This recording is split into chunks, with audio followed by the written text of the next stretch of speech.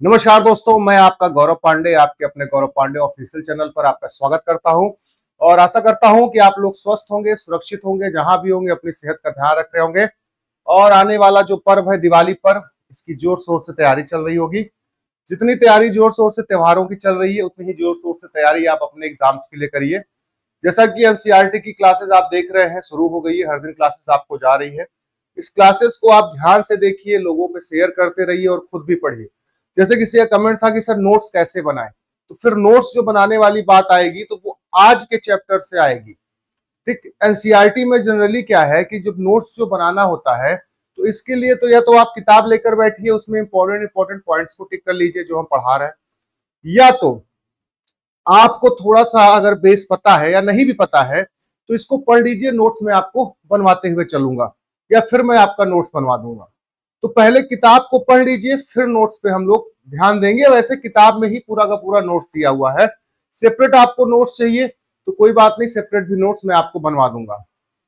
तो जैसे कल तक क्या था कि कल तक की कहानी थी कि रशीदा नाम की एक लड़की थी, अर्थात गौरव के मन में कई सारे सवाल आए कि कब, कहां और कैसे। फिर एक बार क्या हुआ कि हम जा रहे थे शादी में, वही एक बात ये लिखा हुआ है, ठीक है, क्योंकि आज का जो अध्याय है आखेट खाद्य संग्रह से भोजन उत्पादन करना, मतलब ये बात कर रहे हैं पाषाण काल की। ठीक, जो कि पाषाण काल की पूरी टॉपिक में ये पाषाण काल की बात करेंगे, पाषाण काल की विशेषताओं की बात करेंगे, पाषाण काल के औजारों की बात करेंगे, पाषाण काल से जो कुछ साक्ष्य पाए गए उनके बारे में भी ये डिस्कस करेंगे। और आपको लगातार एलटी की क्लास जा रही है, एनसीईआरटी की क्लास जा रही है, एलटी की भी थ्योरी क्लास जा रही है। जो लोग चाहे उस क्लास को भी देख सकते हैं, कोई दिक्कत नहीं है। और एनसीईआरटी की तैयारी करने वाले जो है वो एनसीईआरटी की भी क्लास देख सकते हैं। तो यहां पर क्या है, कहता है कि तुषार की रेल यात्रा। तो तुषार क्या है, तुषार क्या है कि भाई वो अपने शादी में जा रहा था मामा ओमा का। ठीक, तो आप तुषार को हटाइए, आप अपने आप को समझिए, अर्थात मैं अपने आप को समझ रहा हूं। क्या हुआ कि एक बार ऐसे हुआ कि पापा बोले आओ चलो घूम आते हैं। तो भाई हम लोग बैठे डिब्बे में, ट्रेन के डिब्बे में बैठे, प्रयागराज से कलकत्ता के लिए जाना स्टार्ट किए। तो जब हम प्रयागराज से कलकत्ता की तरफ बढ़ रहे हैं तो हम देख रहे हैं कि पेड़ पौधे ये सब जो है, ये सब हमारे हमसे तेज भाग रहे हैं लेकिन पीछे चले जा रहे हैं। शुरू में ऐसा लगता था ना कि जैसे ट्रेन में बैठे रहिए तो लगता था कि पेड़ पौधे बाहर चल रहे हैं जब गाड़ी चलती रहती थी। या अभी भी आप देखिए ट्रेन पे बैठे हैं और बगल में एक ट्रेन खड़ी है, पू से हारन दिया तो चाहे बगल वाली चल रही हो लगता है अपनी चल रही है। खैर, तो कलकत्ता जाते वक्त रास्ते में मेरे सामने बहुत सारी चीजें आई। जैसे कहीं कहीं पे देखा मैंने कि विकसित शहर है, बड़े बड़े घर दिख रहे हैं, मकान दिख रहे हैं रास्ते में। तो फिर कहीं कहीं देख रहे हैं कि नदियां दिख रही हैं, डेहरी और सोन नदी को पार कर रहे हैं। तो जैसे ही क्या कहते हैं कोडरमा और बोकारो के क्षेत्र में घुसते हैं, देखते हैं यहाँ बड़े बड़े पहाड़ हैं, गुफाएं हैं, यहाँ गाड़ियां उत्खनन कर रही हैं। फिर उसके बाद जैसे ही पहुंचते हैं उसको कुछ और आगे तो देखते हैं गांव गांव वाली बस्तियां, यहाँ पर गांव की तरह लोग रह रहे हैं।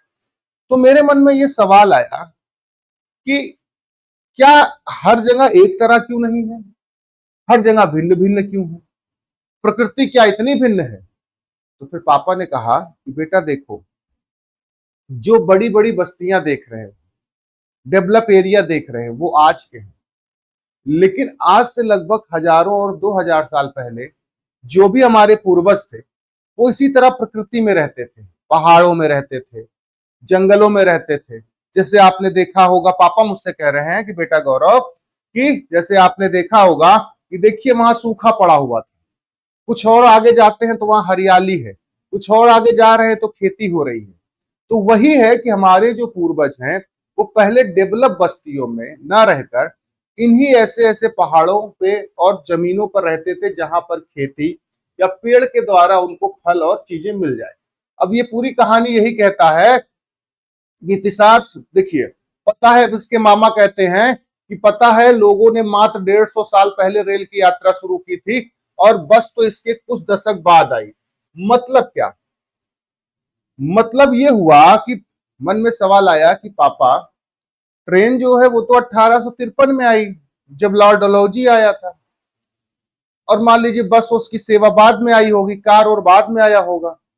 तो पापा इसके पहले लोग कैसे सफर करते थे, इसके पहले लोग कैसे जीवन यापन करते थे, एक जगह से दूसरी जगह सामान कैसे पहुंचाते थे?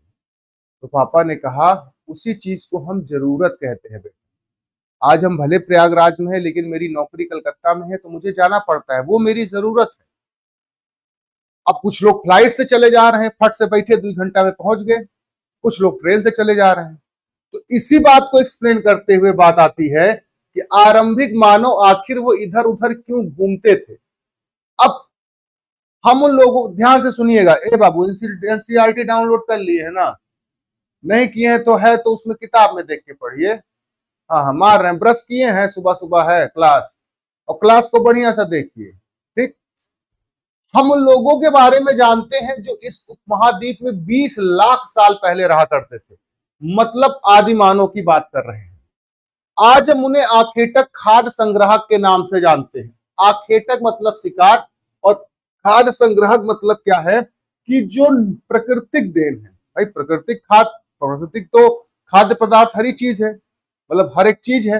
लेकिन उस समय क्या था कि जब उन लोगों को खेती होती नहीं आती थी, तो पेड़ ओड़ पे लगे फल वगैरह, कंदमूल फल वगैरह, यही सब खाते थे। तो मतलब ये टोटली बात हमारा किसका कर रहा है, तो टोटली बात हमारा ये कर रहा है पाषाण काल का।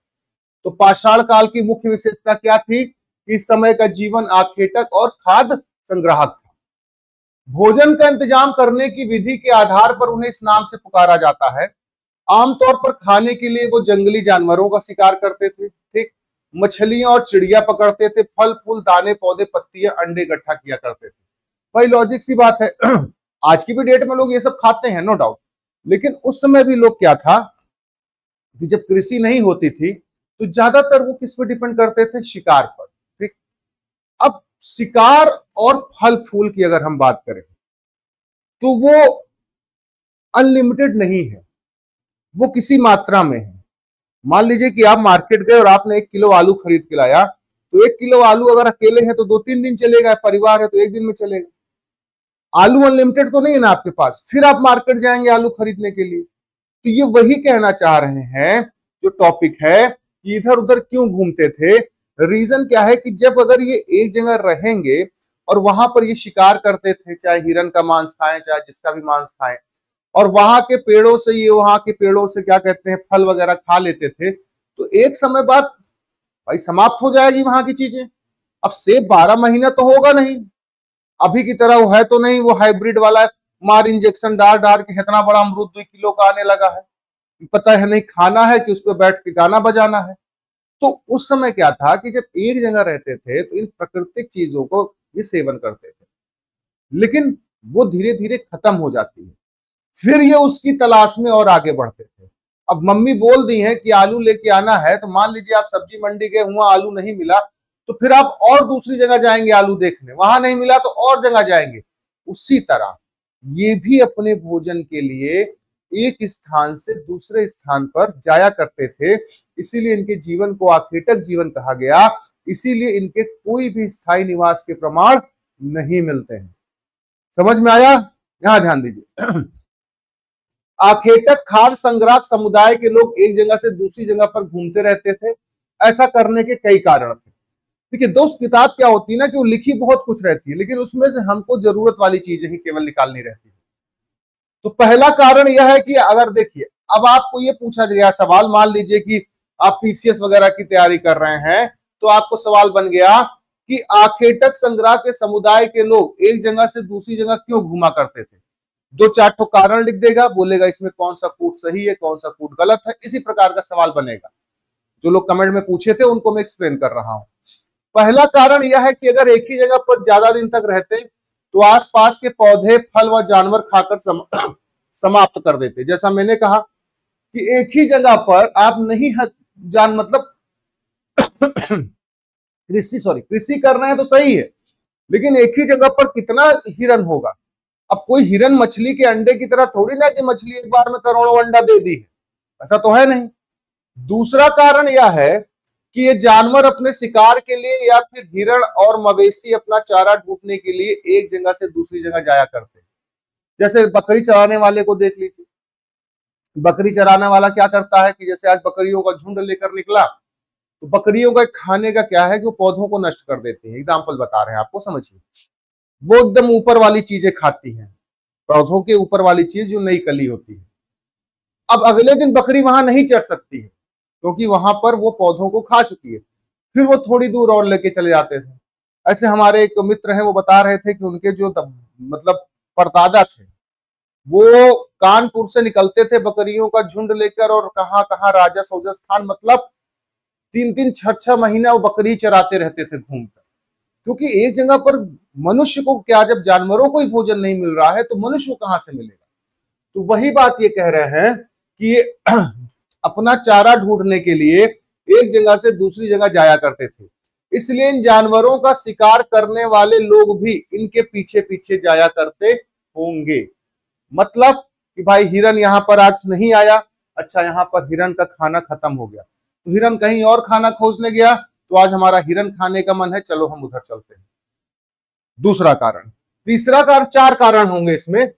तीसरा कारण क्या है दोस्तों, यहां देखिए। तीसरा कारण यह है कि पेड़ों और पौधों में फल फूल अलग अलग मौसम में आते हैं, इसलिए लोग उनकी तलाश में उपयुक्त मौसम के अनुसार अन्य इलाकों में घूमते होंगे।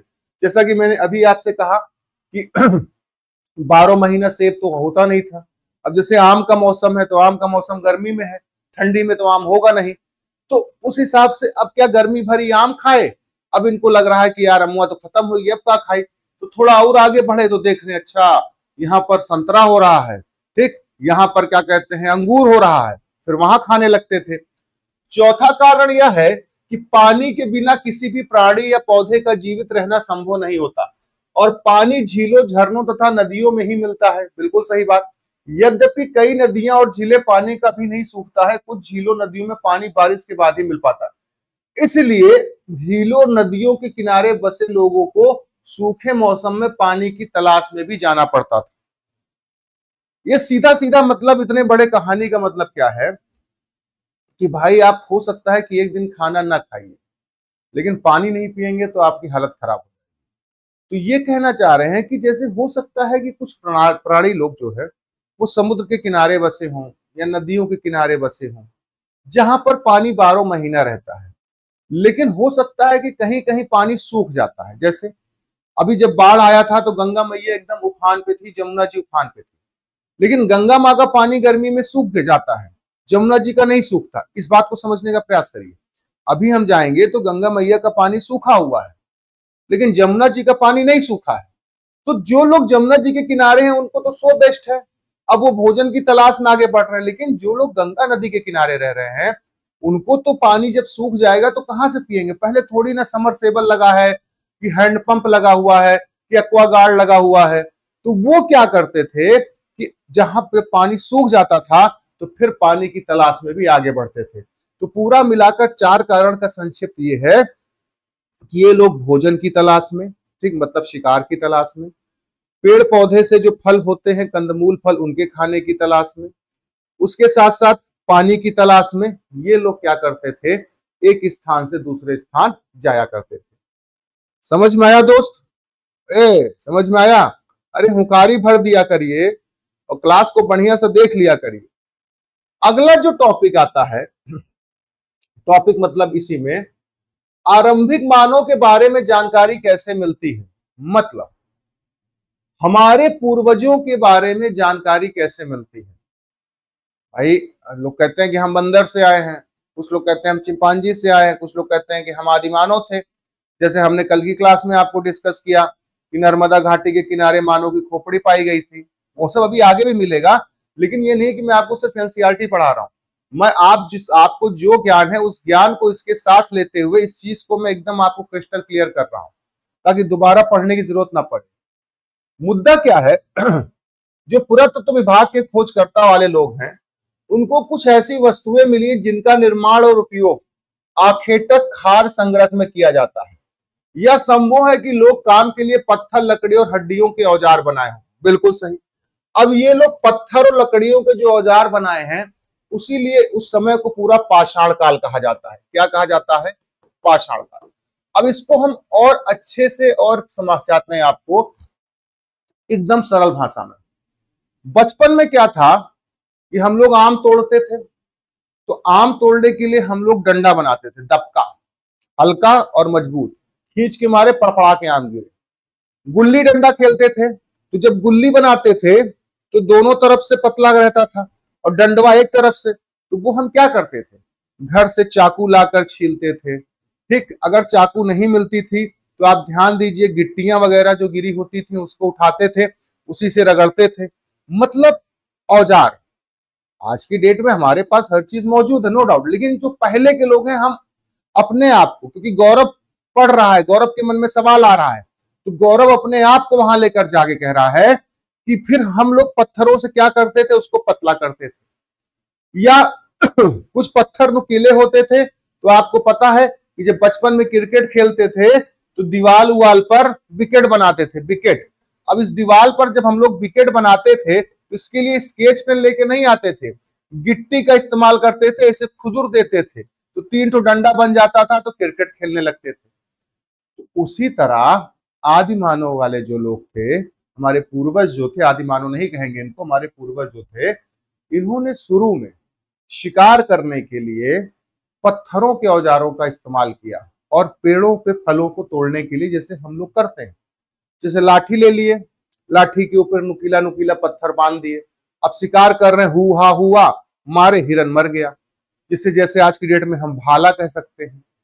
या इन्होंने पत्थर को लिया, पत्थर की डिजाइन ऐसे कर ली, इसको लकड़ी में बांधा, ऊपर से फल और पेड़ फूल पत्ती तोड़ने के लिए, फल तोड़ने के लिए, जैसे ज्यादातर जो बकरी उकरी चराते हैं उनके पास वैसा आप देखे होंगे, हंसिया टाइप का लगा रहता है। तो वही बात है कि इनमें से कुछ औजारों का उपयोग फल फूल काटने, हड्डियां और मांस काटने तथा पेड़ की छाल और जानवरों की खाल उतारने के लिए क्या है, किया जाता था। कुछ के साथ हड्डियों या लकड़ियों के मुट्ठे लगाकर, जैसा मैंने बताया कि ऐसे मान लीजिए कि लकड़ी है, इसके ऊपर ऐसे पत्थर का लगा दिए, भाला हो गया, या मान लीजिए ऐसे है, थोड़ा ऐसे घुमा के लगा दिए तो हंसिया टाइप का हो गया, जो कि पेड़ और पौधों को उसमें हो गया। या आपको एक चीज और याद होगा कि जैसे जब बचपन में हम लोग पेड़ पौधा लगाते थे तो खुरपी नहीं मिलती थी, खुरपी जिससे गड्ढा करते थे, खुरपी नहीं मिलती थी, तो हम लोग क्या करते थे, ऐसे लकड़ी उकड़ी लेकर, नुकीली लकड़ी लेकर गड्ढा करते थे, या कोई पत्थर लेकर गड्ढा कर देते थे पौधे लगाने के लिए। तो उसी तरह क्या है, वो नुकीला है, तो उससे ये लोग क्या करते थे कि पेड़ और पौधों की चीजें तो निकालते भी थे, साथ में जब ये शिकार करते थे तो उनके ऊपर के जो कवर है, मतलब मांस को काटने के लिए और छालों को, भाई हिरन है तो हिरन के ऊपर की खाल निकालेंगे, खालों को छीलने के लिए भी ये लोग पत्थरों का ही इस्तेमाल करते थे। कुछ औजारों से लकड़ियां काटी जाती थी, लकड़ियों का उपयोग ईंधन के साथ साथ झोपड़ी और औजार बनाने के लिए किया जाता है।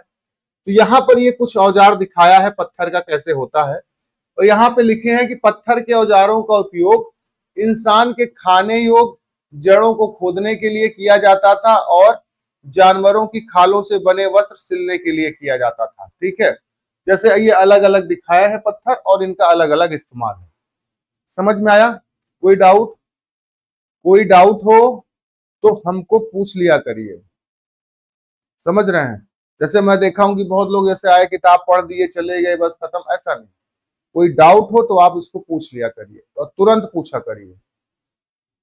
अब क्या हुआ कि धीरे धीरे अब जो एनसीईआरटी है वो घुस रही है कहां पर, वो घुस रही है पाषाण काल पर, मतलब इतिहास के पहले चैप्टर। मतलब गौरव जब कलकत्ता पहुंचा तो उसके मन में इतने ज्यादा जिज्ञासा जगी कि भाई जब ट्रेन नहीं था, गैस चूल्हा नहीं था, ये सब नहीं था, तो लोग खाना बनाते कैसे होंगे, खाते क्या होंगे। तो फिर गौरव अध्ययन करने लगा। आज की डेट में गौरव गूगल कर रहा है, ठीक, आज की डेट में गौरव किताब पढ़ रहा है, तो वो अध्ययन कर रहा है कि अच्छा ऐसे लोग रहते हैं। और वही अपनी जिज्ञासा को मैं लिख रहा हूं एनसीईआरटी के रूप में कि अब भाई रहने की जगह निर्धारित करना, मतलब खाने की तो चीजें हो गई, और जहां खाने की चीज उपलब्ध है वहीं रहने की जगह भी देखेंगे। जैसे बाहर से तैयारी करने वाले स्टूडेंट लोग आते हैं, विद्यार्थी आते हैं, दोस्त लोग आते हैं, तो वो लोग सोचते हैं कि ज्यादातर हम जो अपना कमरा लें या लॉज लें वो मार्केट के पास लें। क्यों? क्योंकि वहां से उनको खाने की चीजें भी अच्छे से उपलब्ध हो जाएगी, वहां से उनको साधन भी मिल जाएगा आने जाने का, और एक माहौल बढ़िया बना रहता है। तो वही बात कह रहा है ये कि लाल त्रिकोण से, अरे वो मैप में बताएगा भी, पूरा स्थल है जहां पर आखेटक खास संग्राहकों के होने का प्रमाण मिलता है। इनके अलावा भी कई स्थानों पर आखेटक खास संग्राहक रहते थे। मानचित्र में सिर्फ कुछ गिने चुने ही चिन्हित किए गए। ये कहने का यहां पर देखिए मैप में बोल रहा है कि ये सब कुछ पाषाण कालीन स्थल है, ठीक है। बाकी इनको मैं और अच्छे से मैप के द्वारा एक्सप्लेन किया हूं आप लोगों को, और भी जो क्लासेस हैं उसको प्लेलिस्ट में देखिएगा, वहां पर और अच्छे से एक्सप्लेन किया हूं। अब चूंकि एनसीईआरटी बोल के पढ़ाया जा रहा है तो इसलिए एनसीईआरटी में जो स्थल है उन्हीं को लेकर चलते हैं। जैसे बुर्जहोम है, ठीक, लेकिन लाल वाला बोला है तो लाल वाले में जैसे भीमबेटका है, ठीक है, हुसग्गी है, कुरनूल की गुफाएं हैं। लाल वाला पूरा पाषाण कालीन है, ठीक है। और ये जैसे नौ पाषाण कालीन है, पय्यमपल्ली, हल्लूर, ठीक, ये सब तो महापाषाण कालीन है। महापाषाण आप जानते हैं दक्षिण भारत में ही पाया गया है। महापाषाण काल इसलिए उसको कहा गया है, ये लगभग महापाषाण काल का जो टाइम पीरियड है वो 1000 ईसा पूर्व माना जाता है, ठीक है। और ये दक्षिण भारत में पाया गया कि जब किसी की मृत्यु हो जाती थी तो बड़े बड़े पत्थरों उसके ऊपर रखकर उसको दफनाए जाते थे, इसीलिए इसको महापाषाण काल कहा गया। अब चूंकि पाषाण पत्थरों से जुड़ा हुआ इसलिए इसको उसी टाइम पीरियड में रखते हैं, भले ये 1000 ईसा पूर्व पुराना हो। उसके बाद क्या है, सबसे आरंभिक गांव इनाम गांव, ठीक, इसके साथ साथ दायमाबाद भी है, यहां पर नहीं लिखा हुआ है, मैं बता देता हूं। उसके बाद नौ पाषाण कालीन स्थल कोलडीवा दिया है जहां से धान की भूसी पाई गई। चिरांद दिया है जहां से हड्डियों के बहुत सारे आभूषण पाए गए, ठीक है। गावजाली हेडिंग दिया है जहां पर झूम खेती के साक्ष्य मिलते हैं। इसके झूम खेती के साक्ष्य। अब देखिए जो लोग ये देख रहे होंगे कि अरे एनसीईआरटी ही तो है, क्या करें, पढ़े हैं, लेकिन वो जब क्लास में एंट्री करेंगे तो उनको ये मिलेगा कि एनसीईआरटी के साथ साथ कई सारी एक्स्ट्रा चीजें भी आपको मैं समझा रहा हूं। बुर्ज होम है, मालिक के साथ कुत्ते को दफनाए जाने का साक्ष्य मिला है। गुफ कराल है यहीं पर, ठीक, कुम्हार की गुफा जिसका मतलब है। मेहरगढ़ जहां से गेहूं और जौ के साक्ष्य पाए गए। तो ये सब कुछ स्थल है उसने एक ही मैप में पाषाण काल, मतलब पूरा पाषाण काल, नौ पाषाण काल और महापाषाण काल के स्थलों को दिखाया है। जनरली सबसे पुराना जो दिखाता है वो दिखाता है भीमबेटका। भीमबेटका में आपको पता है सबसे प्राचीनतम शैलाश्रय के साक्ष्य पाए गए हैं। शैलाश्रय मतलब गुफाओं में रहने के लिए। अब गुफाओं में क्यों रहेंगे इसको आगे हम डिस्कस करते हैं। समझ में आ रहा है दोस्तों, कोई दिक्कत? मैं आपसे फिर कह रहा हूं, क्लास को जो लोग रेगुलर देखते हैं बहुत अच्छी बात है, और अगर उन्हें लगता है कि नहीं कुछ और इसको रोचक बना सकते हैं तो वो भी आप मुझे बताइए, मैं आपको समझाने के लिए वो हर एक प्रयास करूंगा। देखिए दोस्त, ये बात एकदम सही है, हर व्यक्ति का अपना कहीं ना कहीं स्वार्थ होता है, ठीक। हमारा बस ये है कि आप मेरी क्लासेस को अच्छे से शेयर करिए, लोगों तक पहुंचाइए, ठीक, क्योंकि हम आगे बढ़ेंगे, आपको तो आगे बढ़ा ही रहे, लेकिन हम जब आगे बढ़ेंगे तो हमें भी अच्छा लगेगा, ठीक। अब यहां पर देखिए भीमबेटका ना, अभी वही भीमबेटका के बारे में हमने बताया कि भीमबेटका जो है आधुनिक मध्य प्रदेश में है। इस पूरा स्थल पर गुफाएं व कंदराएं मिली। लोग इन गुफाओं में, भाई गुफाओं में क्यों रहते थे? अब लोग पहले बाहर रहते थे तो बारिश हो रही है, धूप हो रहा है, परेशान हो रहे हैं, तो लोगों ने सोचा कि क्यों ना गुफा में रहा जाए। तो ये लोग जब गुफा में रहने लगे तो गुफा में इसलिए रहते थे कि बारिश से बच सके, धूप से बच सके, और इसके साथ साथ शेर, बाघ, इन जैसे जानवरों के आक्रमणों से भी बचने के लिए लोगों ने अपना निवास स्थल धीरे धीरे गुफाओं में बनाया। और ये गुफाएं नर्मदा घाटी के पास है। अब यहां समझिए, क्या तुम बता सकते हो, मतलब मुझसे पूछा जा रहा है कि क्या तुम बता सकते हो कि रहने के लिए लोगों ने यह जगह क्यों चुनी होगी? तो मैंने बता दिया क्यों चुनी। अब चूंकि पत्थर के उपकरण बहुत महत्वपूर्ण थे इसलिए लोग ऐसी जगह ढूंढते जहां अच्छे पत्थर मिल सके। ये भी बात सही है भाई। अब आप मैदानी क्षेत्र में आ जाएंगे तो यहाँ मिट्टी ही मिलेगी ना, मिट्टी से क्या आप औजार बनाएंगे। लेकिन जब आप पहाड़ी क्षेत्रों में जाएंगे तो वहां आपको ज्यादा अच्छे पत्थर मिलेंगे। समझ रहे हैं हमारी बात को? देखिए हमारी चिड़िया लोग, सब लोग आ गए। सुबह चिड़िया को दाना डालते हैं, ठीक। तो इस समय बहुत सारी चिड़िया आती हैं, दाना खाती हैं, फिर चली जाती हैं। तो थोड़ा सा इसको बंद कर देते हैं।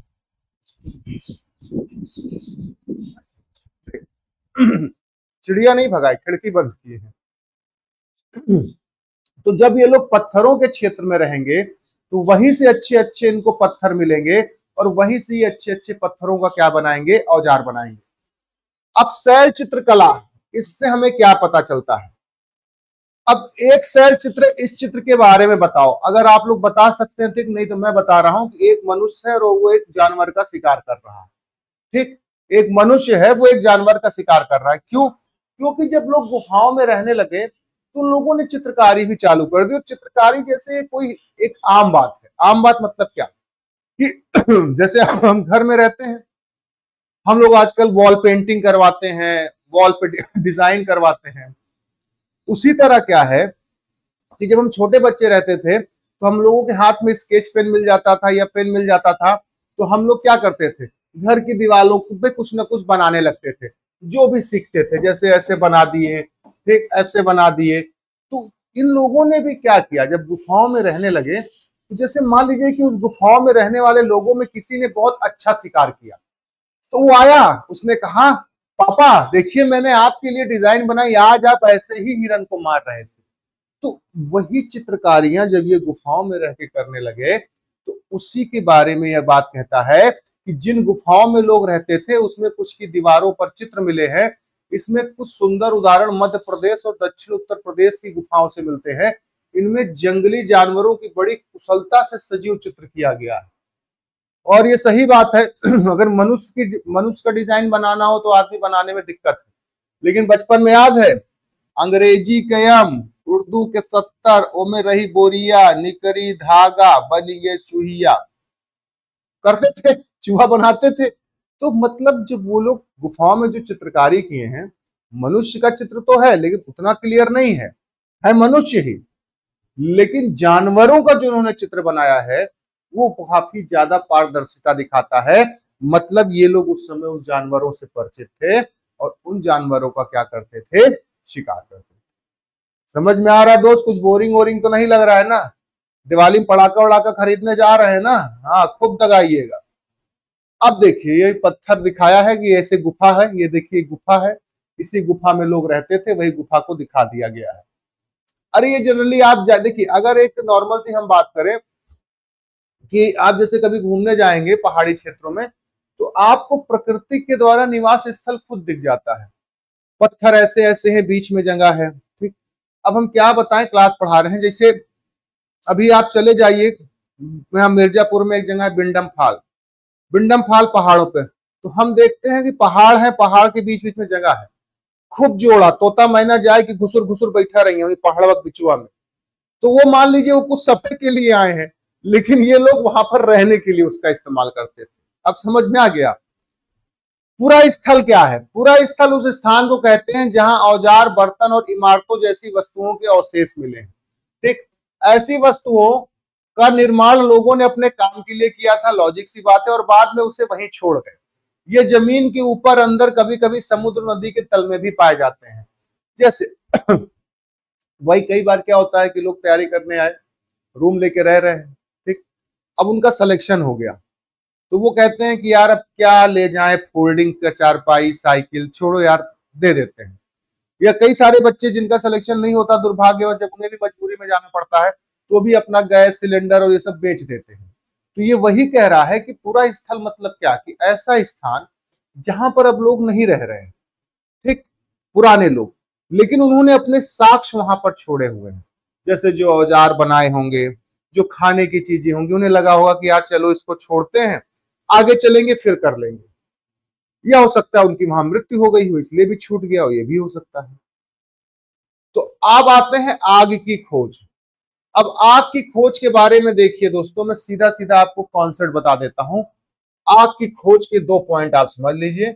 अगर आग का आविष्कार, देखिए पूरी कहानी पढ़ने की आवश्यकता नहीं है, आग का आविष्कार पूछा गया तो आग का आविष्कार पूरा पाषाण काल है, ठीक।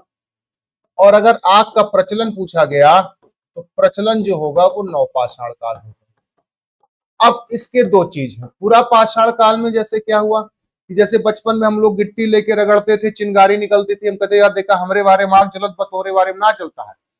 तो हो सकता है कि जो पुराने लोग हैं, इन लोगों ने ऐसे पत्थरों को रगड़ा हो, उसमें से आग निकल गई हो। अब वो उतना ज्यादा परिचित नहीं थे, क्योंकि उनका जीवन एक जगह स्थायी नहीं था। आविष्कार तो किए, हो सकता है कर रहे हो, पैरा रखा हो, आग लग जाए तो खुदे डर जाए आग से। अभी छोटा बच्चा है, अगर वो बार बार दिए के पास जा रहा है तो उसे अच्छा लगता है लो देखना, लेकिन जब वो आग छूता है, एक बार जल जाता है तो दोबारा नहीं जाता है। तो हो सकता है कि उस समय आग से कोई घटना हो गई हो, इसलिए आग उतने प्रचलन में ना आया हो। लेकिन नवपाषाण काल में क्या होता है कि कृषि की शुरुआत हो जाती है, स्थायी जीवन की शुरुआत हो जाती है, तो फिर लोग क्या करते हैं, आग का प्रयोग करने लगते हैं। भाई मांस को हो सकता है कच्चा खा रहे हो, खा सकते हैं, लेकिन दाल चावल चबा नहीं सकते हैं ना। भाई चावल को भात बनाने के लिए तो आग की आवश्यकता है ही, रोटी बनाने के लिए आग की आवश्यकता है। तो इसीलिए ये बात इतिहासकार लोग कहते हैं कि आग की जो खोज हुई थी, आविष्कार हुआ था, वो पूरा पाषाण काल में हुआ, और जो प्रचलन हुआ वो नवपाषाण काल में। अब यही है कि जैसे आग का प्रयोग प्रकाश के लिए करते होंगे, खतरनाक जानवरों को दूर आदि भगाने के लिए, जैसे मूवी में देखते हैं आग को लेके जाते हैं, हाउ हाउ हाउ करते हैं, तो जानवर कुछ आग से डरते हैं। नाम और तिथियां, अब आते हैं ये अपनी पूरी कहानी अब मुझे पता चली। क्या, मेरे सवाल का जवाब, हम जिस काल के बारे में पढ़ रहे हैं, बड़े बड़े नाम रखे गए हैं उसके। आरंभिक काल को वो पूरा पाषाण काल कहते हैं। पूरी देखिए, ऐसा नहीं है कि एनसीईआरटी आपके सामने लेकर आया हूं उसको देखकर पढ़ाऊंगा, दिमाग में छपी हुई चीजें हैं। इसीलिए अध्याय का सारांश क्या है मैं पहले आपको बता देता और फिर आपको समझाता हूं कि जो आप 10 पन्ना या 12 पन्ना का टॉपिक पढ़ रहे हैं, उसमें से सिर्फ 2 पेज भर का चीज इंपॉर्टेंट है। ठीक है, अब इसको पढ़ लेते हैं। क्या है, पूरा पाषाण काल कहते हैं, 2 शब्द है, प्राचीन और पाषाण, मतलब पत्थर से बना है। पूरा स्थलों से प्राप्त पत्थर के औजार के महत्व को बताता है। पूरा पाषाण काल 20 लाख साल पहले से 12,000 साल के दौरान माना जाता है, मतलब ईसवी और ईसा पूर्व की बात कर रहा है। उसके बाद फिर क्या है कि इसको 3 भागों में बांटते हैं, निम्न पूरा पाषाण काल, मध्य पूरा पाषाण काल और उच्च पूरा पाषाण काल, जिसका इसने नाम रखा है आरंभिक, मध्य और उत्तर। मानव इतिहास लगभग 99% कहानी इसी काल के दौरान घटित हुई। क्यों घटित हुई ये आप समझिए। आरंभिक में मानव मतलब मानोसेपियंस नहीं पाए गए, वो सॉरी होमोसेपियंस, मानव के साक्ष्य पूरा पाषाण काल में नहीं मिलते हैं। जो सबसे पहले होमोसेपियंस का उदय माना गया, आपको ये सवाल बनता है कि सबसे पहले होमोसेपियंस का उदय किस युग में माना जाता है, तो हो जाएगा उत्तर पूरा पाषाण काल या नव पूरा पाषाण काल। नव पाषाण काल नहीं, पूरा शब्द का इस्तेमाल हो रहा है, क्योंकि पाषाण काल को 3 भागों में तो बांटते ही बांटते हैं। उसके साथ साथ जो पहला है पूरा पाषाण काल, उसको भी 3 भागों में बांटते हैं, और ये उसी बात का डिस्कशन कर रहा है। तो इसीलिए वो 99% कहानी इसलिए कह रहा है, इसके बीच में आ जाता है, क्योंकि पत्थरों के औजार इस समय भी पाए गए, पत्थरों के औजार इस समय भी पाए गए, लेकिन इस समय आदिमानव थे जो पत्थरों का प्रयोग करते थे, आखेटक करते थे, खाद्य संग्रह करते थे। फिर धीरे धीरे होमोसेपियंस का जब उदय हुआ तो वो भी उन्हीं के नक्शे कदम पर चले, लेकिन वो उन्होंने अपने में सुधार किया। इसीलिए 99% शब्द का यहां पर प्रयोग किया गया है।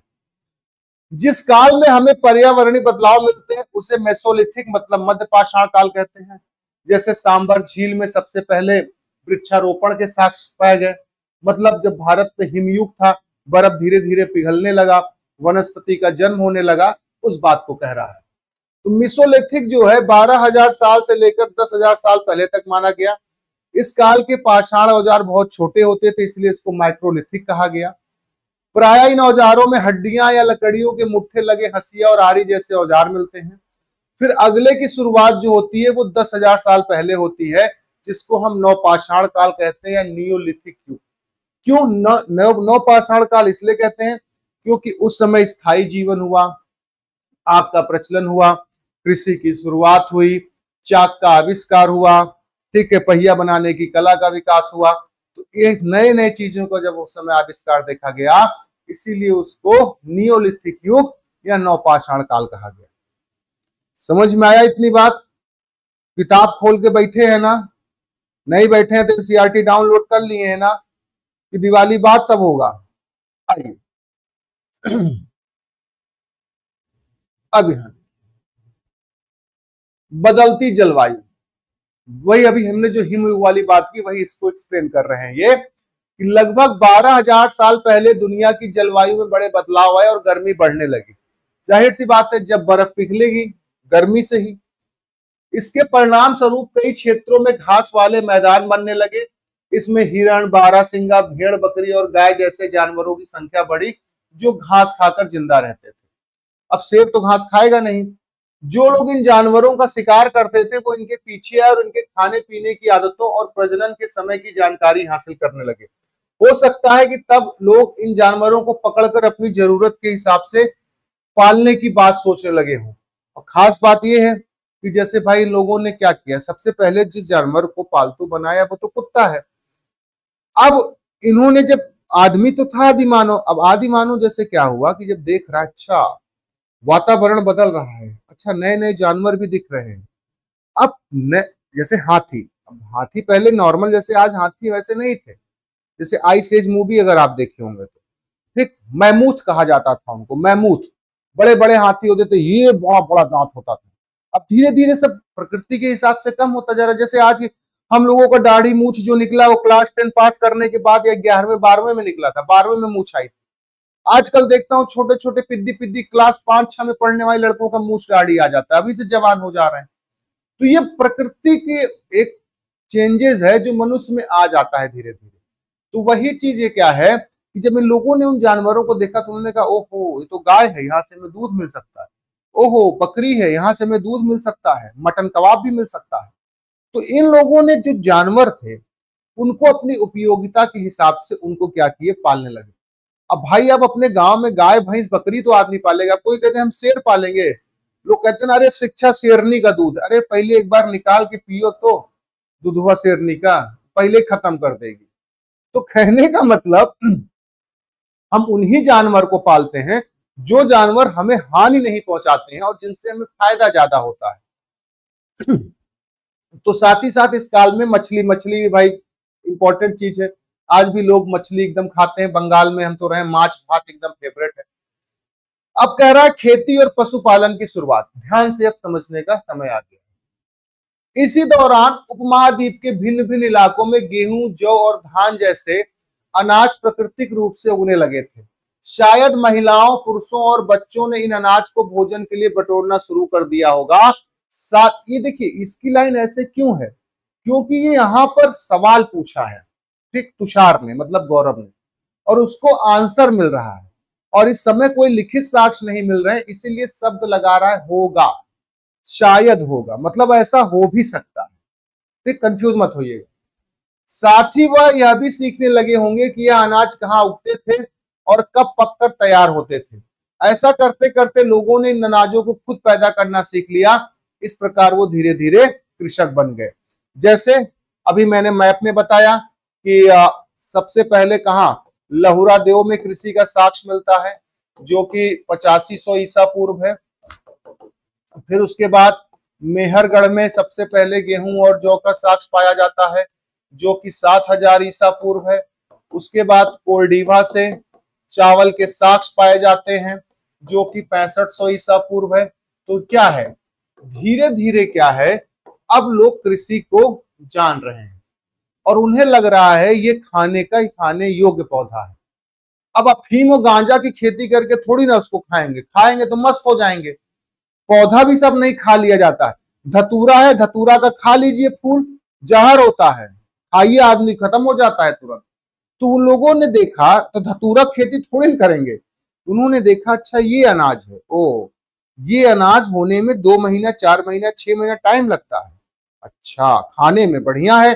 तो इन लोगों ने क्या किया कि फिर धीरे धीरे गेहूं, जौ, चावल इन सब की क्या करना चालू कर दी, खेती कर दी। क्लियर? ए बाबा यहाँ देखा।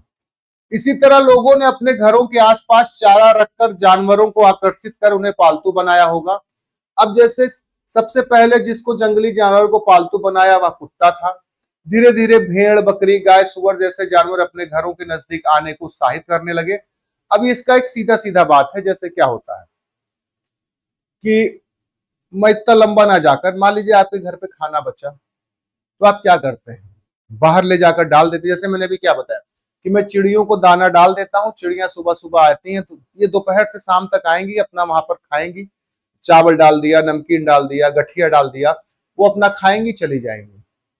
क्यों? क्योंकि उनको पता है कि मुझे गौरव के यहाँ खाना मिलेगा।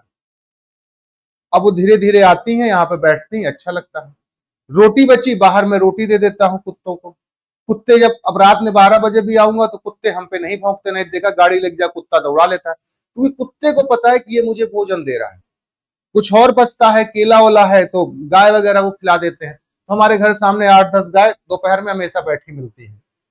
अब मैं ये नहीं कह रहा हूं कि वो मेरी है, मैं उन्हें आकर्षित कर रहा हूं कि वो आकर्षित मैं क्या करूंगा, वो तो खुद ही ज्यादा समझदार होते हैं जानवर। उन्हें ये पता है कि मैं यहाँ पर सेफ हूं, मुझे यहाँ पर खाने की चीज दी जा रही। अब शुरू में लोगों ने वही किया कि जब ये लोग खुले थे, छुट्टे थे, मतलब मान लीजिए किसी की गाय नहीं है, अब रोज हम रोटी खिलाएंगे तो चाहे उसको हम बांध के अपने साथ रख सकते हैं, या देसी कुत्ते हैं, रोज उसको हम रोटी खिलाएंगे तो उसको अपने यहाँ पालतू बना सकते हैं। तो वही पहले के लोगों के मन में यही विचार आया कि अच्छा ये लोग भी ये चीज खाते हैं जानवर, तो धीरे धीरे उनको उन्होंने क्या किया, पालतू बनाते गए और उसी तरह उन्होंने पशुपालन की शुरुआत कर दी। तो वही है कि पशुपालक बन गए। क्या तुम बता सकती हो सबसे पहले कुत्तों के ही पालतू क्यों बनाया गया? बताइए भाई, बताइए, आप ही लोग बता दीजिएगा कमेंट में। बसने की प्रक्रिया। अब बसने की प्रक्रिया क्या, पौधा उगाने और जानवरों की देखभाल करने को बसने की प्रक्रिया नाम दिया गया। अब इतना टिपिकल लाइन को एकदम सीधा सीधा लाइन में समझिए। जब लोग, क्या हुआ कि जब लोग कृषि करने लगे, ठीक, तो लोग एक जगह बसने लगे। अब पहले क्या था कि लोग थोड़ा भ्रमण करते थे, फिर लोगों को लगा नहीं यार, हम जगह जगह की जलवायु एक जैसी नहीं है। अब जैसे मान लीजिए कि हमारे गांव में खेत है, तो ऐसा तो है नहीं कि हम एक साल आज अपने गांव में खेती करेंगे, फिर खेत सर पे उठा के लेके चले जाएंगे, फिर दूसरी जगह खेत पे खेती करेंगे, ऐसा तो है नहीं। तो वहां पर खेती जब इन लोगों ने करने लगे, इन लोगों को लगा कि मुझे खाने की चीजें भी यहीं मौजूद हो जा रही हैं, नदियों के किनारे हैं हम, मुझे पानी भी यही मौजूद हो जा रहा है, जिन जानवरों को पालना है वो भी हमें मिल जा रहा है, तो हम क्यों ना यहीं रहते हैं। तो फिर वहां पर इन लोगों ने धीरे धीरे घर बनाना प्रारंभ कर दिया, जिसको स्थायी निवास का प्रमाण कहा जाता है। तो वही ये बोले हैं कि बसने की प्रक्रिया के द्वारा पौधा उगाना, मतलब आप कृषि समझ लीजिए, और जानवरों की देखभाल। अपनाए गए ये पौधे तथा जानवर अक्सर जंगली पौधों तथा जानवरों से भिन्न होते थे, जाहिर सी बात है। गाय में और उसमें अंतर है, शेर में, या नॉर्मल सुअर और जंगली सुअर में अंतर है। इसकी वजह से ही बसने की प्रक्रिया दिशा में अपनाए गए पौधे या जानवर का लोग चयन करते थे। अब इसका मतलब क्या है कि जैसे भाई बंगाल में है तो बंगाल में लोग चावल ज्यादा खाते हैं, तो वहां पर चावल की खेती ज्यादा होती है, ठीक। हमारे यहाँ गन्ना की खेती होती है। तो अलग अलग जगह के लोगों को जो अलग अलग भोजन पसंद आया, उसी तरह उन लोगों ने क्या किया, कृषि की, और उसी तरह उन लोगों ने खाने की प्रक्रिया को बढ़ाया। अब दुबई उबई में देख लीजिए, शेर पालते हैं, ऊंट पालते हैं, उनको ऊंट की जरूरत है, शेर की जरूरत है, हमें नहीं जरूरत है, हमारा काम गाय भैंस से ही चल जाता है। तो मनुष्य भिन्न भिन्न स्थानों पर अपने हिसाब से कृषि और जानवरों को पालतू बनाता गया। अब जैसे क्या है कि लोग उन्हीं पौधों तथा जानवरों का चयन करते थे जिनके बीमार होने की संभावना कम हो। यही नहीं, लोग उन्हीं पौधों को चुनते थे जिनसे बड़े दाने वाले अनाज पैदा हो सके, साथ ही जिनकी मजबूत डंडले अनाज के पके दानों के भार को संभाल सके, जैसे गेहूं, अरहर, ठीक है, जौ, धान। तो इनकी डंठे मजबूत होती हैं जो उनको संभाल सकती। अब आप बताइए, मटर, मटर आप बोए, मटर का पेड़ कितना मुलायम होता है, अगर ज्यादा छीमी लग गई उसमें, पट से गिर गया। लेकिन ये लोग मटर की भी खेती करते। ये तो सिर्फ ये लिख रहे हैं कि शुरू के लोगों के दिमाग में आया कि हम उन्हीं चीजों की खेती करेंगे जिनकी डंठलें मजबूत है, क्योंकि अनाज रहे। आज की डेट में क्या आपको पता है, गांव में जब पहले क्या कहते हैं, वो धान उन कटता था तो धान की बाल गिर जाती थी, बाल जिसमें रहता है चावल, तो बाबा वो कहते थे, ए जा बाल, आज जा धान एक बाल बिन के आवा, धान एक बाल बिन ले, पैसा दे बे। हम लोग बोरिया उठाते थे, धान का बाल बनते थे, क्योंकि उनकी डंठल उतनी मजबूत नहीं रहती होगी, वो बेचारे टूट जाते होंगे। तो पहले के लोग इतने विकसित नहीं थे कि उन्हें नहीं समझ में आता था। तो हम लोग बोरिया भर भर के धान का बाल लेकर आए, उसके बाद उसको जब उसमें से जितना निकले वो हम कहे इतना भा बाबा 5 रुपया ले, 5 रुपया बाबा देते थे, वो 5 रुपए की खुशी थी। तो वही एग्जाम्पल मैं आपको समझाया जो ये कह रहे हैं पूरा। उन्हीं जानवरों को आगे प्रजनन के लिए चुना जाता था जो आमतौर पर अहिंसक होते थे, जैसे गाय वगैरह। इसलिए हम देखते हैं कि पाले गए जानवर तथा कृषि के लिए अपनाए गए पौधे जंगली जानवर तथा पौधों से धीरे धीरे भिन्न होते गए। इस बात को 2 बार उसने कह दिया, जो एक लाइन में हमने आपको समझा दिया। मिसाल के तौर पर जंगली जानवरों की तुलना में पालतू जानवरों के दांत और सींग छोटे होते हैं। और सही बात है, शेर का दांत देख लीजिए, गाय का दांत देख लीजिए, कुत्ते का दांत देख लीजिए। अब इसमें से कह रहा है ये दोनों दांत देखिए, इसमें से बताइए कौन जंगली सुअर का है, कौन पालतू सुअर का है। तो ये जो छोटा दांत है भाई, ये पालतू सुअर का है, ये जंगली सुअर का है। जंगली सुअर आज भी लोग गांव में देखते हैं, उसके दांत निकली होती है, पूरा एकदम अनाज नष्ट कर देती है, खोद खाद के पूरी जमीन बर्बाद कर देती है। तो 2 ठो दांत दे दिया, बता रहा है किसका किसका दांत है। हाँ? इसी यही तो खास बात है एनसीईआरटी का। बसने की प्रक्रिया पूरे धीरे धीरे चलती रही, फिर वही नवपाषाण काल करीब 12,000 साल पहले शुरू हो गई। कुछ अंश मध्य पाषाण काल में देखे गए, पूरे अंश नवपाषाण काल में देखे गए। अब एक नवीन जीवन शैली, अनाज का उपयोग। अनाज के उपयोग की बात करते हुए कहते हैं कि बीज के रूप में कर सकते हैं, खाद के रूप में, उपहार के रूप में, भंडारण के लिए। जैसे हम बताते हैं आपको, जैसे आलू आता था तो आलू का हम लोग कचालू भी ठंडी के समय आलू खोदने जाते थे खेत में, उसका खाद्य के रूप में इस्तेमाल करते थे। कचालू बन गया, उसका आलू पराठा बन गया। उसमें क्या है कि कुछ आलू को अलग से बाबा रखवा देते थे या घर में लोग रखवा देते थे कि अगली साल जब आलू लगाएंगे तो ये हमारा आलू का बीज हो जाएगा, ये बढ़िया आलू। अब क्या हुआ कि भैया हमारा मान लीजिए बुआ कहीं कि अब की हमरे खिया आलू है ना भा, तो ले भैया 4 बोरिया लाद दिया उनके खिया, बोरिया भर भर के लाद देते थे। तो वही उपहार मतलब वही हुआ। और भंडारण के लिए कोल्ड स्टोरेज भिजवा देते थे। सीधा आज की डेट को पुराने पैटर्न से समझिए। ये नहीं है इतिहास, हमारा पढ़ाने का तरीका नहीं है, लेकिन हम आपको नए से पुराने ढंग पे। अब खाने में हम कचालू खा लिए, बीज के रूप में रख दिए, अगली साल आलू लगाएंगे। उपहार में बुआ खिया 3-4 बोरिया लदवा भिजवा दिए। और भंडारण मतलब ज्यादा आलू हो गया, अगली साल लग रहा है यार मौसम नहीं है कि आलू ठीक से होगा, तो कोल्ड स्टोरेज भिजवा दिए। यही बात ये कह रहे हैं। एक नवीन जीवन शैली की बात कहें कि तुम किसी पौधे के बीज को बोकर देखो, तुम पाओगे कि इसे विकसित होने में कुछ वक्त लगता है। इसमें कुछ दिन, महीने या फिर साल तक लग जाते हैं। इसलिए जब लोग पौधा उगाने लगे तो उनकी देखभाल के लिए उनकी एक ही जगह पे लंबे समय तक रहना पड़ा। अब हम क्या कहें, सीधी सी बात है, कुल मिलाकर एक कहानी है कि जब लोग कृषि करने लगे तो वो एक ही जगह पर रहने लगे। आइए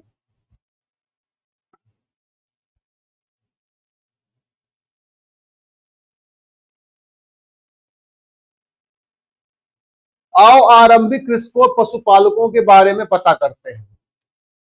क्या तुम्हें कई नीले वर्ग दिख रहे हैं? पता है इसमें प्रत्येक बिंदु, जो अभी मैप मैंने दिखाया था, ठीक है, प्रत्येक बिंदु उस जगह को दर्शाता है जहां पुरातात्विकों को शुरुआती कृषकों पशुपालकों के होने का साक्ष्य मिलता है। ये पूरे उपमहाद्वीप में पाए गए हैं। इनमें से सबसे महत्वपूर्ण पश्चिम उत्तर क्षेत्र में, आधुनिक कश्मीर और पूर्वी तथा दक्षिण भारत में। जैसे कश्मीर में बुरझोम में मालिक के साथ कुत्ते को दफनाए जाने का साक्ष्य मिला। तो इससे ये मतलब होता है कि मालिक को कुत्ते से प्रेम था, कुत्ता जो है वो मालिक के लिए वफादार था और मनुष्य का पालतू जानवर था। जैसे चिराग से कई सारे हड्डियों के आभूषण मिले हैं हिरन के। तो ये वही बात कह रहे हैं, उन जो जगह मैप जो अभी दिखाया था दोस्तों, अब उस मैप को फिर से देखना है तो कोई बात नहीं है, उस मैप में कम जगह है, हम जगह का नाम ही आपको बता दे रहे हैं। उसके साथ साथ भीमबेटका में देखा गया है, ठीक, राजस्थान के क्षेत्रों में देखा गया है, ठीक है, जिससे सांभर झील में वृक्षारोपण के साक्ष्य मिले हैं। उसके साथ साथ हथनौरा से हाथी पाया गया है, हाथी का कपाल पाया गया, इसलिए उसका नाम हथनौरा किया गया। दक्षिण भारत में अतिरपक्कम है, पय्यमवल्ली है, ठीक है, गुंटूर है, ये सब भी स्थान है जहां से पाए गए। जैसे टेरी पाया गया, राग का टीला वहां से मिला। तो जब दक्षिण भारत में जो टेरी मिला, टेरी स्थान से राग का टीला पाया गया है, जो कि पशुबाड़ा के बगल में है। तो राग का टीला कहने का मतलब, जैसे आपके भी गांव में सरिया और यह होगा, सरिया मतलब जहां गाय भैंस बांधी जाती है, तो उनके गोबर को आप ले जाके वही पशुबाड़ा मतलब बगलिया में फेंक देते हैं और धीरे धीरे वो गोबर इकट्ठा हो जाता है। उस गोबर का प्रयोग या तो आप खाद के रूप में कर लेते हैं या तो बेच देते हैं, या तो जब वो सूख जाते होंगे तो उसे आग लगा देते होंगे। तो पाषाण कालीन स्थल में वही हुआ कि पशुबाड़ा के बगल में राखों का ढेर पाया गया। तो इससे जो पुरातत्व विभाग के लोग हैं इन्होंने यह निष्कर्ष निकाला कि ये पशु का जो डंग होगा, मतलब जैसे काऊ डंग गोबर वगैरह होगा, तो यहाँ पर इकट्ठा होता है। तो इसीलिए उसने लिखा है कि पूर्वी तथा दक्षिण भारत में ये पाए गए हैं। वास्तव में निर्दिष्ट स्थान कृषकों और पशुपालकों की बस्तियां थी या नहीं, इन्हें जैसे जांचने के लिए वैज्ञानिक खुदाई में मिले पौधे और पशुओं के हड्डियों के नमूनों का अध्ययन करते हैं। यहाँ पर और कुछ भी जरूरी नहीं है, ठीक। यहाँ पर क्योंकि देखिए जितने लोग भी पढ़ते हैं वो हर एक शिक्षक पर भरोसा करके पढ़ते हैं। तो एक शिक्षक का कर्तव्य है कि अगर वो आपको भरोसा करके पढ़ रहा है तो आपको इंपॉर्टेंट चीजें ही दे, पूरी चीजों का क्या जरूरी है जो यूजफुल ना हो। तो यहाँ पर और कुछ बात जरूरी नहीं है, पूरी कहानी जब मैं कलकत्ता में मैप में गूगल में सर्च करके मुझे पता चल गया, मतलब मैं ही तो ट्रेन से सफर कर रहा था। अब स्थायी जीवन की ओर, तो पहले के जो लोग थे वो झोपड़ियां बनाकर रहते थे, ईंटों का आविष्कार कर नहीं पाए थे, तो वो लोग कच्ची मिट्टी के घर या झोपड़ी बनाकर रहते थे। उसी तरह बुर्ज होम और गुफकराल में वो लोग गड्ढा बनाकर रहते थे। क्यों? क्योंकि ठंडी जगह है कश्मीर वगैरह, जैसे आप बर्फीले क्षेत्र में जाइए वहां इग्लू होता है जो लोगों का निवास स्थल होता है। तो बुर्ज, यही चीज यहाँ पे लिखा होगा कि जैसे बुर्ज होम के लोग गड्ढे के नीचे रहते थे क्योंकि वहां का तापमान नॉर्मल हो जाता है गड्ढे के नीचे, तो जिन्हें गर्तावास कहा जाता है, इनमें उतरने के लिए सीढ़ियां होती थी और इसमें उन्हें ठंड के मौसम में सुरक्षा मिलती होगी। अब भाई मान लीजिए कि 20 फीट गड्ढा करके रह रहे हैं तो ऊपर नीचे कैसे आएंगे? सीढ़ी का प्रयोग करते हैं।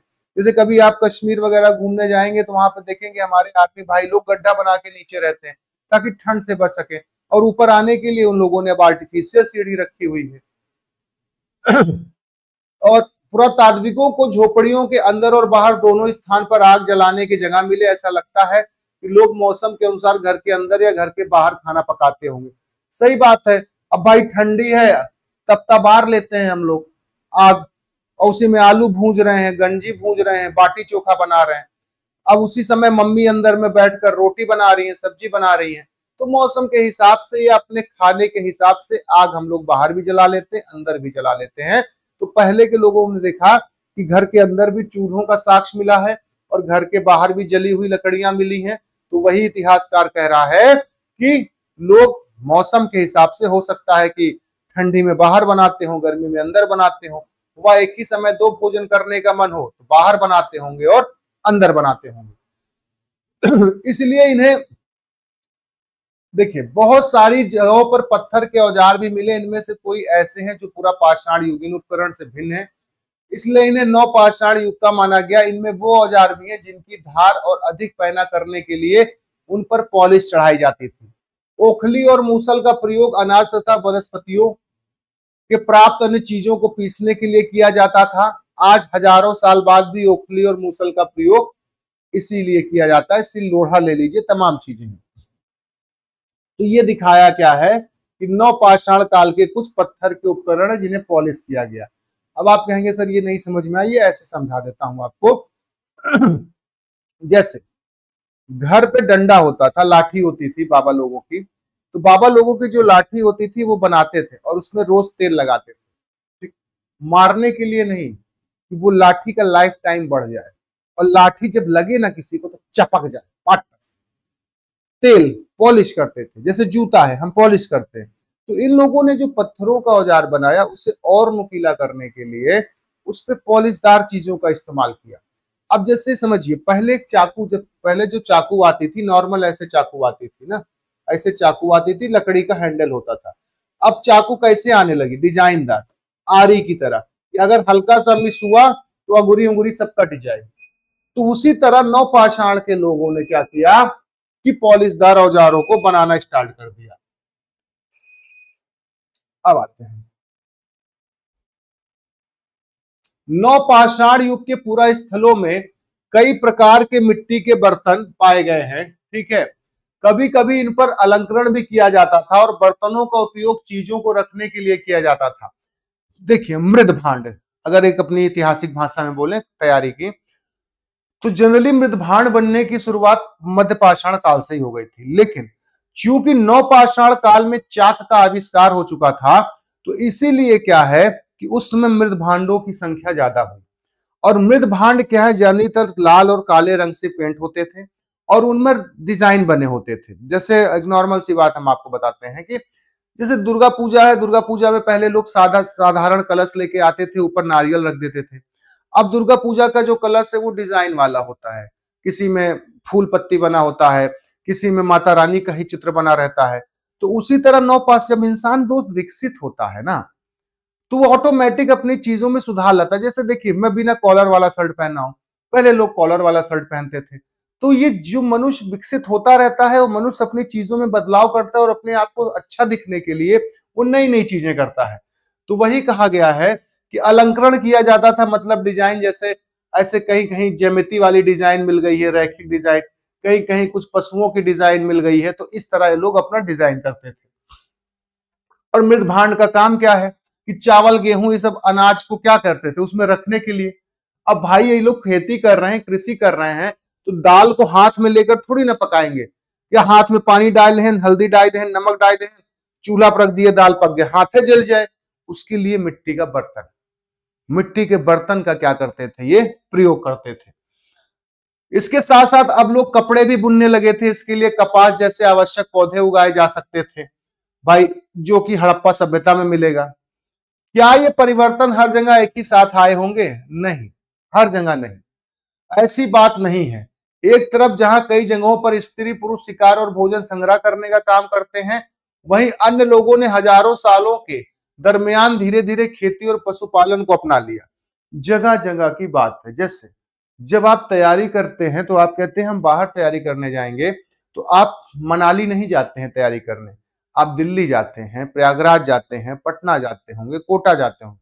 अब आपसे कहें कि आप जाकर तैयारी करिए हुआ मनाली में, तैयारी करिए कश्मीर में, तैयारी करिए नैनीताल में, नहीं, वो तो घूमने की जगह है।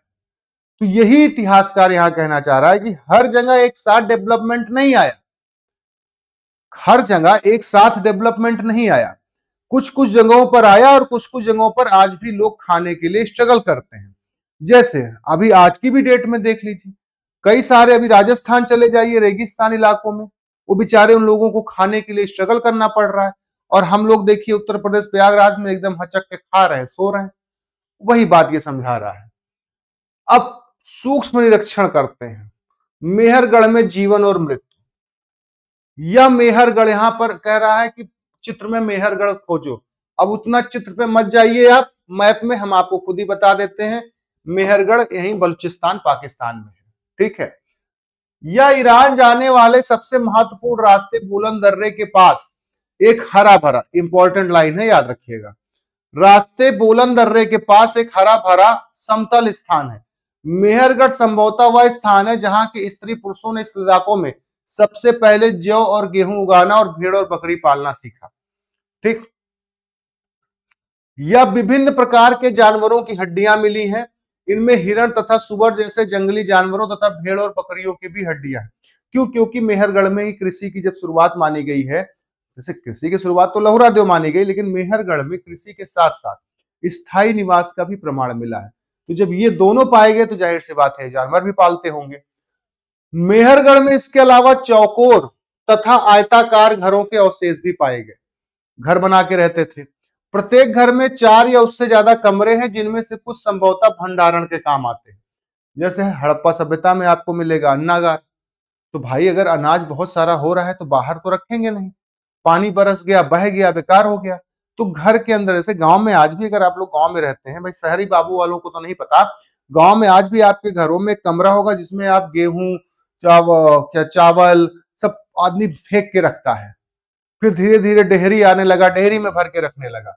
तो वही चीज ये कह रहे हैं कि घर में 4 कमरे होते थे, जनरली एक आध 2 कमरों का प्रयोग ये किसके लिए करते होंगे? भंडारण के लिए। मृत्यु के बाद सामान्यतः मृतक के सगे संबंधी उसके प्रति सम्मान जताते थे। लोगों की आस्था है कि मृत्यु के बाद भी जीवन होता था, इसलिए कब्रों में मृतकों के साथ कुछ सामान रखे जाते थे। ये तो भाई भाई है उन लोगों का। जैसे क्या था कि किसी कोई मनुष्य है, उसका तीर भाला रहा होगा, या उसका भाला उसके लिए फेवरेट रहा होगा जिससे वो शिकार करता होगा, तो वो उसको भी उसके साथ दफना देते थे कि ठीक है भाई, तुम अब जहां भी जा रहे हो तुम्हारी प्रिय वस्तु तुम्हारे साथ है, जैसे तेरा साथ मिले मुझे सातों जन्म। ठीक, वही रीजन था। अब इससे दो चीज निकल के आती है। पहला चीज कि इनको पुनर्जन्म में विश्वास था, क्योंकि ज्यादातर ये लोग जो दफनाते थे वो घर के पास ही दफनाते थे या घर में दफनाते थे। तो इनको ये था कि ये इसी घर में रहें फिर से अगर इनका जन्म हो तो। और इनकी प्रिय चीजें इसलिए रखी जाती थी कि ये व्यक्ति पक्का अगला जन्म लेगा तो अपने प्रिय वस्तुओं के लिए ना परेशान हो। तो ये दो बातें निकल के आती हैं जो कि ये चीजें उनके साथ दफनाई जाती थी। अब यहां पर एक कंकाल है, यहां देखिए, ऐसी कई कब्रें मिली हैं। उस लाइन को कंप्लीट किया है उसने। एक कब्र में एक मृतक के साथ एक बकरी को भी दफनाया गया था, जैसे बुर्ज होम में मालिक के साथ कुत्ते को दफनाया गया है। ठीक उसी तरह मेहरगढ़ में, इंपॉर्टेंट पॉइंट आपको पूछ सकता है सवाल, वह कौन सा नवपाषाण कालीन स्थल है जहां पर, ठीक है, एक व्यक्ति के साथ एक बकरी को दफनाया गया? तो याद रखिएगा मेहरगढ़। कुत्ता तो सभी जानते हैं बुर्ज होम, तो बकरी हो सकता है उससे बहुत प्रिय हो, जैसे बकरी के साथ ही दिन रात रहता हो। तो यहां पर एक कब्र पाया गया है जिसमें मृतक के साथ बकरी को दफनाया गया है। इसे परलोक में मृतक के खाने के लिए रखा गया होगा, जो भी इनकी अपनी सोच है। किताब है बाबू, देखिए किताब नहीं है तो मत करिए, डाउनलोड कर लीजिए, डाउनलोड, और उसमें मार्कर लेके बैठा करिए, फोन में मार्कर होता है, टिक मार लिया करिए, इससे आपको आसानी होगी समझने में। ऐसे कथा हम बांचते रहेंगे, हम मत समझाएंगे कितना, फिर आप भूल जाएंगे क्लास के बाद। मेहरगढ़ की कब्र का चित्र है। अब तुम बकरी के कंकाल का पता लगाओ। अब बकरी समझे में नहीं आ रही, सब शर्ट सुड़ के वो हो गई है। फ्रांस में गुफा में की गई चित्रकारी। अपने एटलस में फ्रांस खोजो। अरे फ्रांस यूरोप में है, आप मत खोजिए। यह चित्र फ्रांस की एक गुफा का है और इस पूरा स्थल की खोज लगभग 100 साल पहले 4 स्कूली छात्रों ने की थी। इस तरह के चित्र लगभग 20,000 साल पहले से लेकर 10,000 साल पहले बनाए गए। ये देखिए सांड है, सांड, ठीक, सांड, सांड का चित्र है। इनमें कई जानवरों के चित्र हैं, जैसे जंगली घोड़े, गाय, भैंसा, गैंडा, रेनडियर, हो सकता है कि ये भैंसा हो, ठीक है, बारहसिंगा और सूअरों के गहरे चमकीले चित्रित किया गया है। इस रंगों को लौह अयस्क और चारकोल जैसे खनिज पदार्थों से बनाया जाता है। यह संभव है कि इन चित्रों को उत्सवों और अवसर पर बनाया जाता था। जैसे क्या है कि अब ये अपनी केवल बात बता रहे हैं, ठीक है, कि ऐसा हो सकता था। जैसे मैं क्या कहूं, मैं पीसीएस पास कर सकता था अगर ये तैयारी कर लेता, तो उसी तरह की बात है। तो फ्रांस में जो पाया गया है वहां पर देखा गया है कि कई सारे जानवरों का चित्र मिला है और वो भी अच्छे लेवल में बनाकर मिला है। तो इनको ये लगता है कि उस समय कोई ऐसा त्योहार होता होगा, जैसे साउथ में होता है त्योहार जिसमें भैंसा दौड़ाया जाता है, पता है आपको, ठीक है। ऐसा भी त्योहार होता है जिसमें सांडों को दौड़ाया जाता है। तो वो सब क्या है, उन सब की चित्रकारी और ग्रंथों में लिखा हुआ है कि राजा महाराजा ऐसे खेल पहले खेलते थे, देखते थे, उन्हें अच्छा लगता था। जैसे घोड़ों को दौड़ा दिया गया, तो उनकी चित्रकारी भी होती। लोग देखिए आज भी अपने घर में दौड़ता हुआ घोड़ा लगाते हैं। तो क्यों? क्योंकि वैसा पुराने लोगों ने बनाकर दिखाया है। तो वही चीज ये कह रहे हैं कि यह किसी अनुष्ठान या त्योहार के रूप में बनाया गया होगा। यहां पर ये होता है आज का आपका दूसरा चैप्टर, ठीक है। अब नवपाषाण कालीन स्थल में देखिए, तुर्की ढूंढो, ठीक है। नवपाषाण युग के सबसे प्रसिद्ध स्थलों में एक चताल हुई तुर्की में है। या दूर दराज स्थानों से कई चीजें लाई जाती थी और इनका उपयोग किया जाता था। जैसे सीरिया से लाया गया चकमक पत्थर, लाल सागर की कौड़ियां तथा भूमध्य सागर की सीपियां। ध्यान रहे कि उस समय तक पहिया वाले वाहन का विकास नहीं हुआ था, लोग सामान खुद या जानवरों पर लाते थे। मतलब क्या था कि लोग खुद लाते थे। ये मतलब ये बात कब का कह रहा है, यहाँ के नवपाषाण का, ठीक है। लेकिन हमारे यहाँ नवपाषाण काल में पहिए का विकास हो चुका था, बैलगाड़ियों का भी विकास हो चुका था, लेकिन तुर्की में नवपाषाण काल में नहीं हुआ था। तो यहां पर लोग क्या करते थे, ये कीमती पत्थर वगैरह लाते थे। अब इसकी कल्पना करिए और इसको बनाइए, ठीक। ये था एनसीईआरटी का आज चौथा चैप्टर। किसी की लोगों की किताब के हिसाब से दूसरा है और मेरे हिसाब से चौथा है। ध्यान से दोस्तों इसको पढ़ते जाइए। अभी केवल बेस है, मजा तो कल से आएगा जब अगला अध्याय चलेगा। तो अभी ज्यादा नोट्स कुछ नहीं बनाना है, जहां इंपॉर्टेंट बात है वो मैंने बता दिया है। तो कल मिलते हैं एक नए टॉपिक के साथ। प्लीज दोस्तों क्लास को ध्यान से देखते रहिएगा, शेयर करते रहिएगा। कल मिलते हैं नए टॉपिक के साथ। तब तक के लिए सबको जय हिंद, जय भारत, सभी को धन्यवाद। सब अपना ख्याल रखिएगा, स्वस्थ रहिएगा, मस्त रहिएगा, तंदुरुस्त रहिएगा और धनतेरस की बधाई सभी को। मिलते हैं।